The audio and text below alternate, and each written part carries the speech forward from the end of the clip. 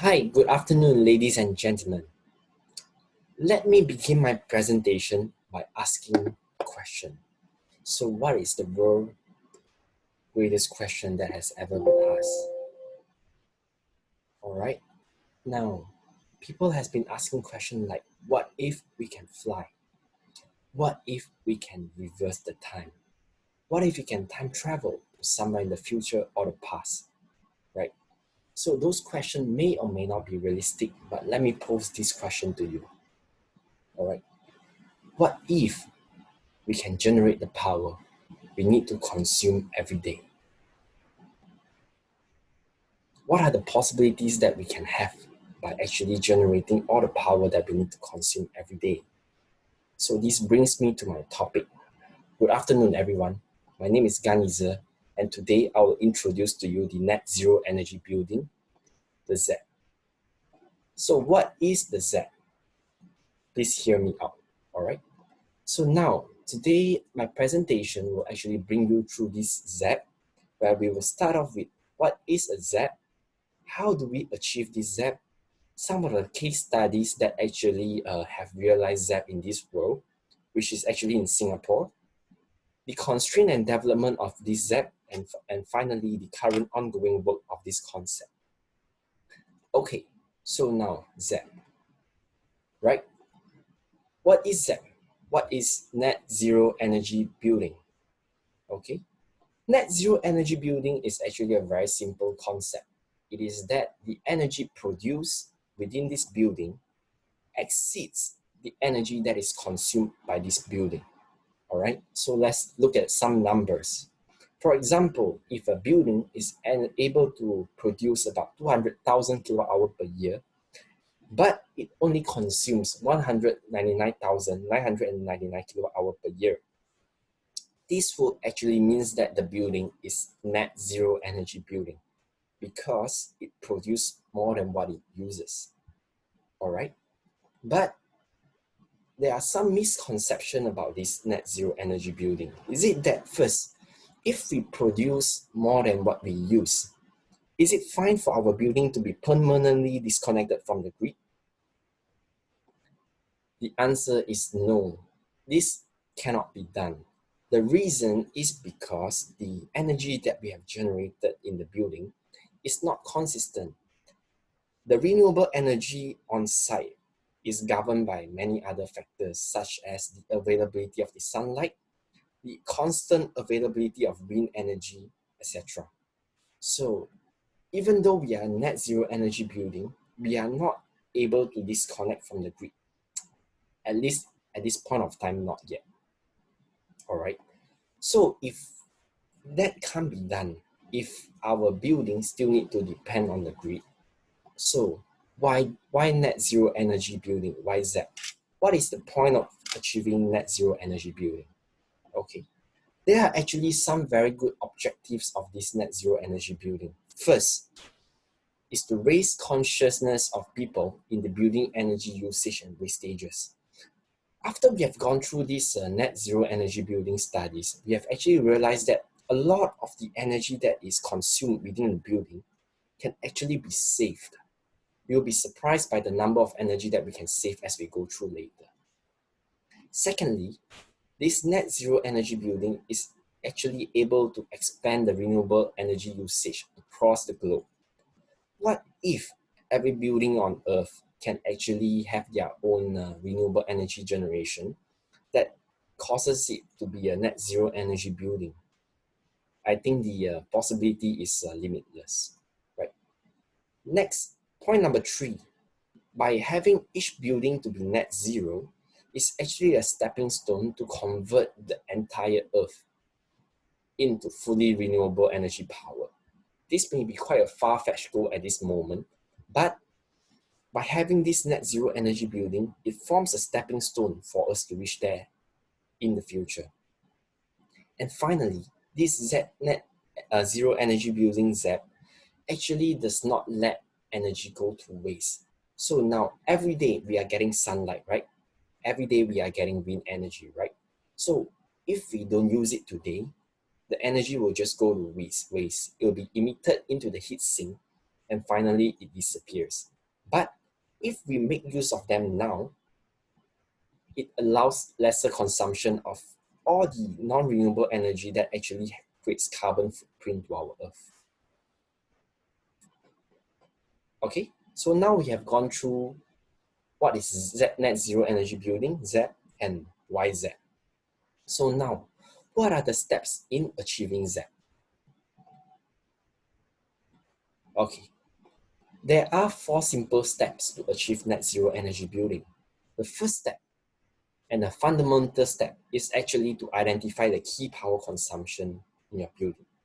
So now let's look at this chart over here, which is a study done on a typical energy building in Singapore and is extracted from a case study from SMU. The largest power consumption in any building, obviously, is the air conditioning system. And secondly, is the receptacle load, taking up 70% of the energy consumption of a building. Thirdly is the lighting system, 15%, followed by servers, 17%, the mechanical ventilation system, 5%, and other miscellaneous loads such as lifts, general appliances, etc. Right? So now, after we have identified all these key power consumption, the next step is actually to identify methods to actually reduce this power consumption. Just now we mentioned that a lot of this energy consumption in the building is actually a waste of energy, right? Because we are not conscious on how we use the energy, a lot of the energy actually goes to waste time to time, right? So now, for instance, we talk about aircon. How can we save this energy consumption? Okay, if we take a look at the breakdown of the energy consumption for air conditioning system, roughly 10% goes to fresh air cooling, 25% goes to room load cooling, and then 10% goes to the air distribution. This can actually be reduced easily, right? For example, fresh air. The energy can be reduced by actually having demand control. By making the fresh air system a bit smarter than it is now, we can actually reduce the power consumption greatly. For room cooling, to actually enhance the room cooling, we can make it more better, reduce the power consumption by actually using an energy efficient air conditioning system, right? And finally, for air distribution, we can adopt a variable seat system or passive displacement cooling system, which actually takes up much lesser energy consumption as compared to our conventional ducting system, right? For receptacle load, there are also various methods to reduce them. If we look at the breakdown of power, we can actually tackle each area to actually reduce the power consumption. The same goes to lighting, office lighting, common lighting, and for servers and fan as well. There must be a method to reduce all this power consumption. So after we are able to reduce all this power consumption, the next one is to actually identify what is the resultant building energy consumption per year, right? So this is actually a table extracted from BCA's Building Energy Benchmarking Report. This table actually sums up the data of building where the power consumption of building are tabulated yearly to find out the average mean across the whole Singapore. So for instance, if we look at office building, right? Office building consumes about 212 kilowatt hour per meter square per year in 2017. Okay, but these are actually the data prior to enhancement of the building system. If this building system can be enhanced, we can easily achieve net zero. Later, when we show you the case study on SMU, you can see that the annual build energy consumption is actually only about 60 kilowatt hour per meter square per year, about 3 times lower than the current statuses. Okay, so after we identify the resultant energy consumption, the next important question to ask is how much energy can you generate on site, right? Because if there's no energy generation, there's no need to talk about net zero energy building. So how much energy can you generate on site? Now let's look at the math, all right? Based on Singapore EMA's publication, average solar irradiation is about 1,000 watt per square meter. I think that is almost the same across the entire globe, right? And the average efficiency of the solar panel right now is about 15%. Average sunlight that we have per day is actually 4 hours. Okay, why is it 4 hours? We actually have, the sun actually comes up from 7 o'clock in the morning until 7 o'clock in the evening. But what is the equivalent solar hours that is absorbed by the solar panels? So from studies, we can see that it roughly ranges from 3 to 4 hours. So let's just take 4 hours in our current discussion. And next, we talk about the average roof utilization rate, which is actually saying that if a roof is 10 meters squared, how much of the roof can be utilized to actually place solar panels, right? If we use this calculation, we can roughly achieve 175 kilowatt hour per square meter per year. Okay, after we identify how much energy we can generate, now we can do the detailed study to know can we achieve net zero or not, right? Okay, so now by actually having our power consumption of less than 175, net zero energy building can be achieved. Okay, so now let's go through the case study. Okay, so this case study is an interesting one because it's a live building, Tahir Foundation Connection, located in the central business district of Singapore. This building is actually operating live with on-site renewable energy generation and achieving net zero energy. Okay, some details of this building. This building was actually completed in 2019. The gross floor area is about 9,000 square meter with a solar PV area of about 2,000. And the annual power generation of that building is 554,000 kilowatt hour per year, which is actually higher than the building energy consumption of roughly 527 kilowatt hour per year, right? So some details on the operating hours, which is actually one of the key factor in achieving net zero energy building. The classrooms are operating 77 hours per week. The student activity area about 77 per week as well. And the student area in level 5 is 168 hours per week, which is 24/7. So how does a building with a 24/7 area achieve net zero energy building, even though the net sunlight we get every day is actually about 4 hours? So let's look into more detail, right? So the energy produced by this Tahir Foundation is actually 554,000, while the consumed is only 527,000, right? There's still roughly about 27,000 kilowatt hour per year of buffer, and it's achieving net zero energy well since 2019. So how does it achieve that?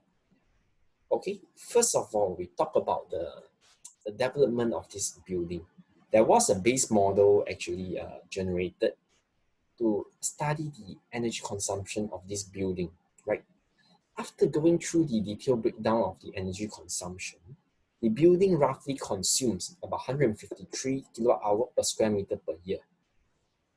Okay, so this is actually still on the high side and it's closer to the 2017 data we saw earlier, which was about 217 kilowatt hour per square meter per year. Next up, after having this base model, streamlining work was done by actually enhancing all of the subsystem. The subsystem includes the air conditioning system, the air distribution, the lighting system, where the reduction in energy was done by streamlining the system to reduce wastages.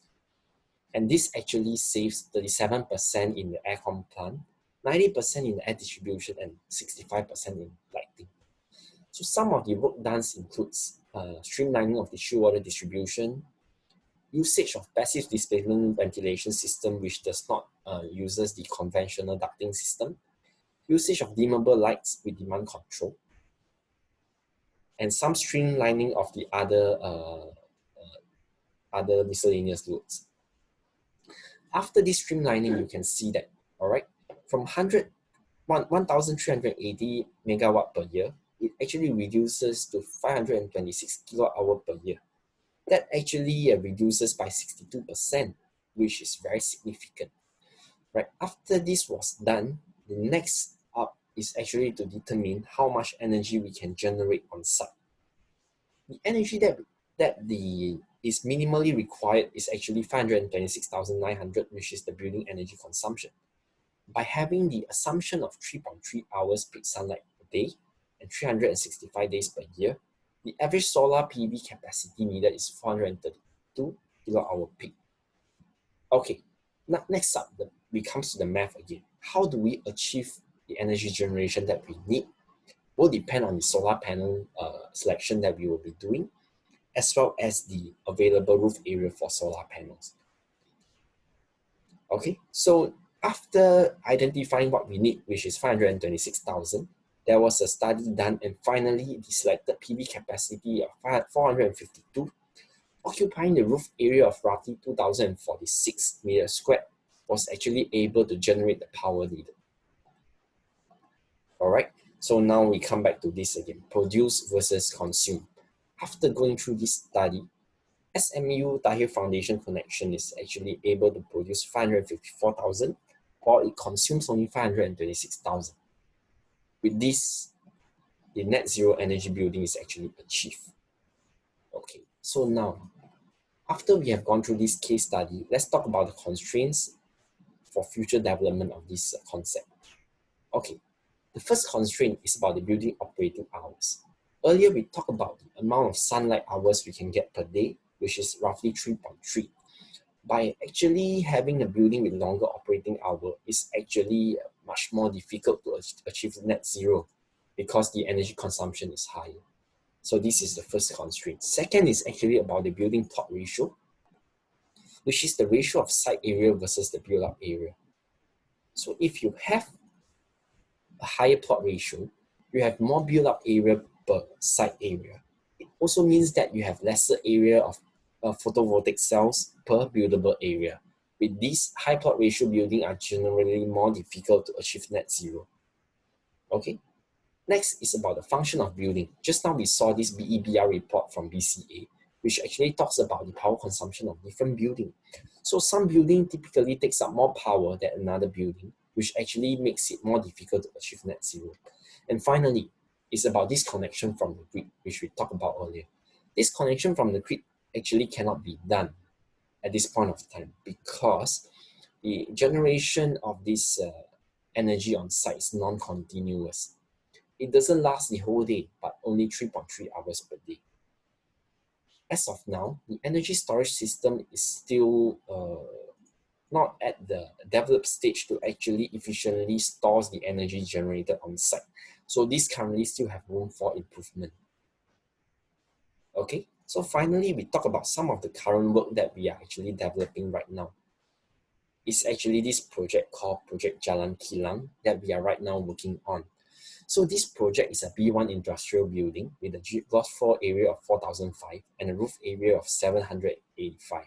Right? The operating hour varies because it's a multi-tenanted building and is mainly used for production and office. Right? So some study was done on the base model where the annual power consumption was identified to be 1,200,000 kilowatt hour per year, and the annual power generation is only about 400,550 kilowatt hour per year. So how do we achieve net zero? We need to go through the 4 steps that we talked about earlier to increase the power generation and reduce the power consumption. So first, we talk about increasing the power generation. Some of the efforts that are currently being researched is to increase the solar PV area. This increase can actually be done via several ways, such as having this cone-like structure, which actually threefolds the roof area for power generation. Okay, at the same time, it can take some solar from various angles, which can effectively improve the power generation. Right. Next is about decreasing the power consumption of the multi-tenanted building, which will require some efforts and SOP, along with some good planning of the tenancy agreement to ensure that all the tenants are actually cooperative with the building management. Okay, so with this, I would like to end my presentation with a second question. What if every building on Earth can actually generate the energy that it needs to consume every year? Just now we were just talking about one building being able to achieve that. So what if all building is able to achieve that? What kind of changes can we expect in this world, and how far can this bring us to actually? So with this, I end this presentation with what if. Thank you.